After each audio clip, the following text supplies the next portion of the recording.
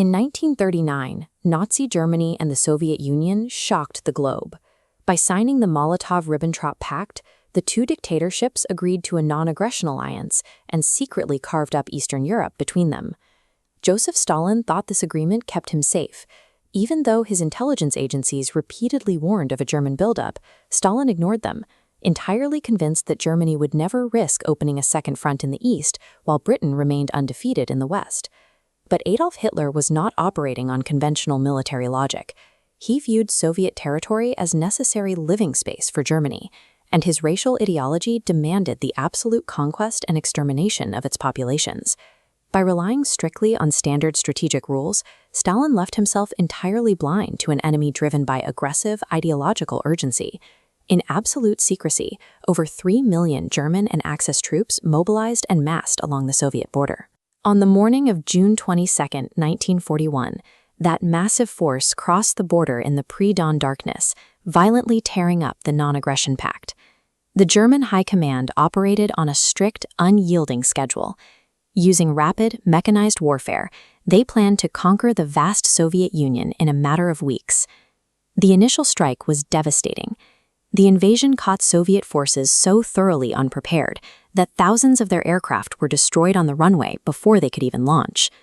From the moment the first tank advanced, the entire operation became a massive gamble, relying entirely on absolute speed.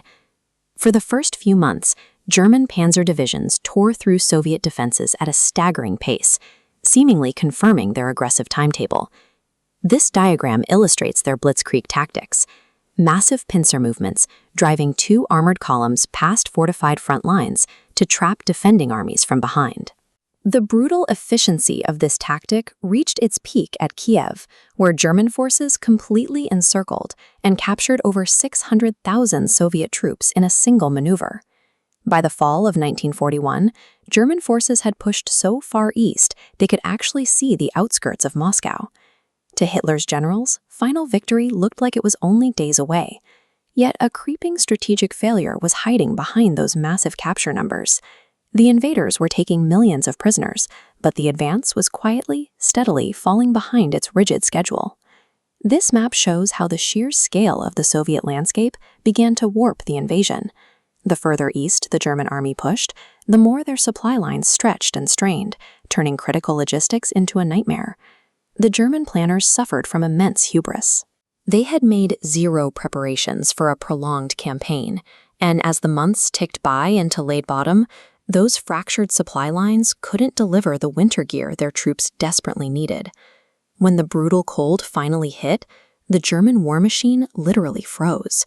Engines failed to start, equipment turned to solid ice, and thousands of soldiers, lacking basic winter clothing, succumbed to severe frostbite.